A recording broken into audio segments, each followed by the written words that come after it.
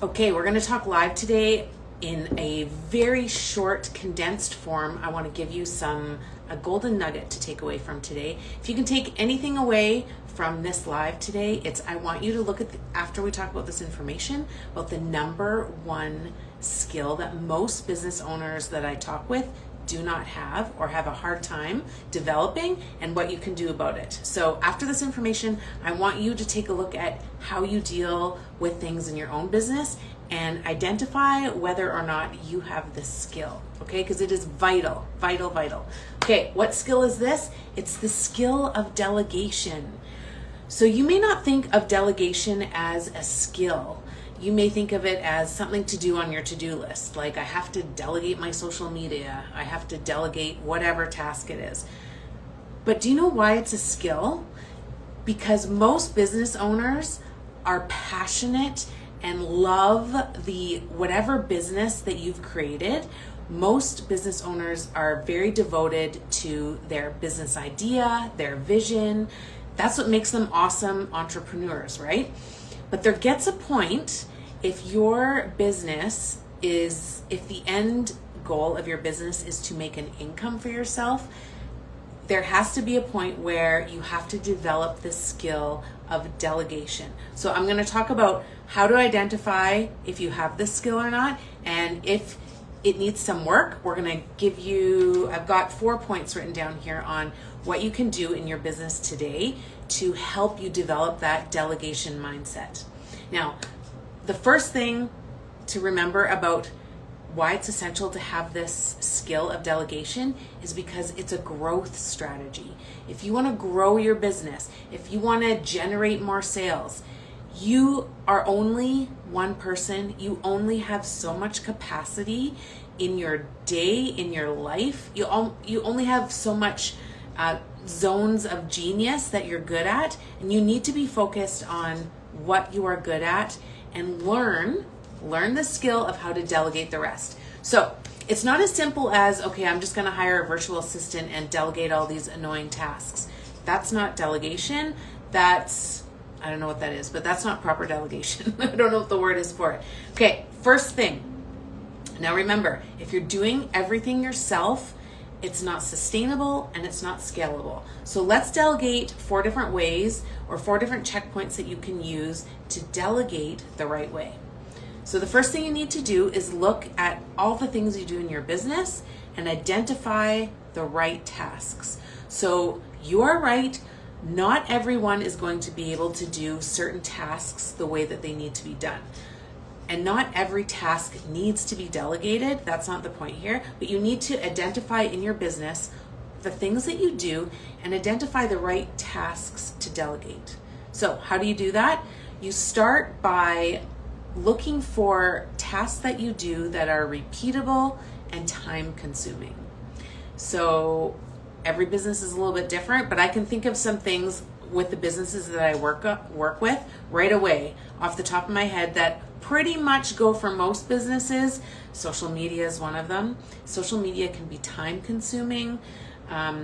It's something that's repeatable. So that's just an example of a task that you could possibly delegate. So go through your business, identify the right tasks that are repeatable and suck up a lot of your time.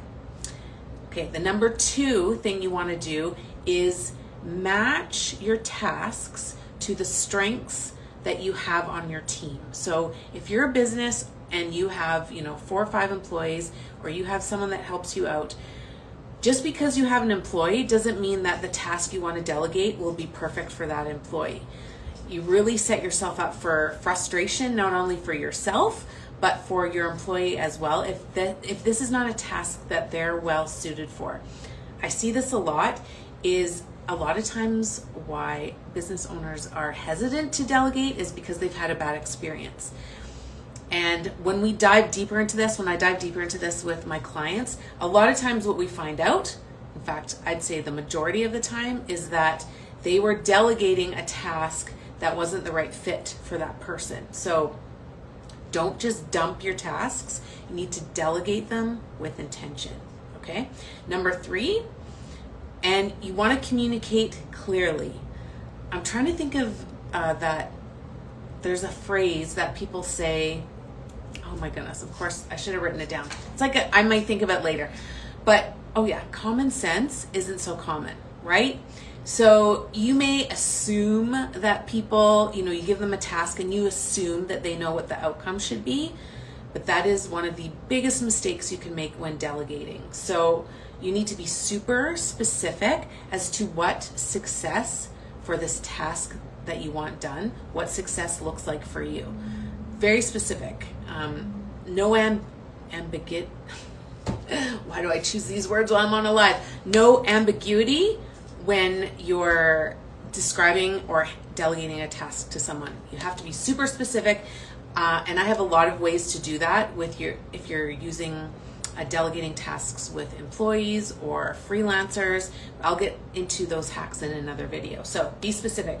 And the very last one, when you look at your business, use checkpoints. So let's say you found a few tasks that you're going to outsource or assign to someone in your company or to a freelancer, however you're set up.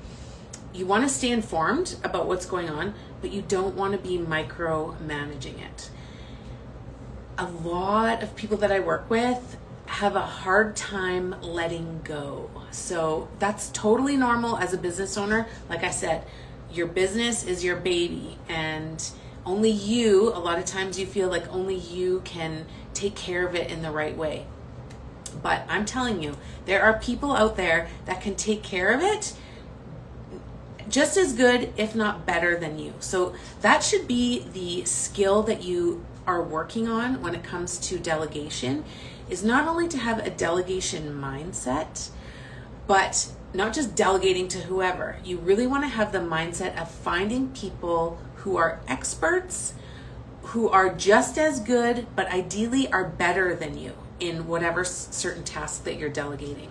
Because this frees you up, not only time-wise, mentally, it reduces the mental load. It frees you up to focus on your zone of genius, what you love to do, what you're good at doing. And if you surround yourself in your corner with a team of people that are better at all these other tasks, or at least as good, but ideally better than you, you have just created an incredible foundation for your business to grow.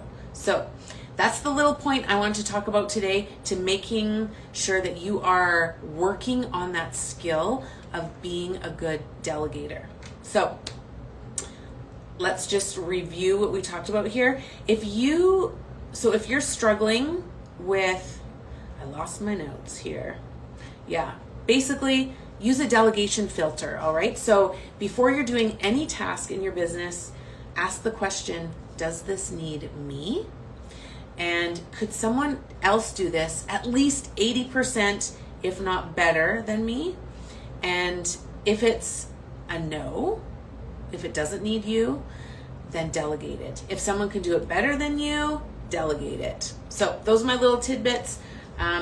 If you want some little more tidbits or hacks when it comes to delegation, just drop the word delegate in the comments, and I offer free phone consultations where we can give you a few quick wins right on the phone when you're struggling with whatever you're struggling with in your business when it comes to growth and strategy. I'm your girl. Okay, talk to you guys later.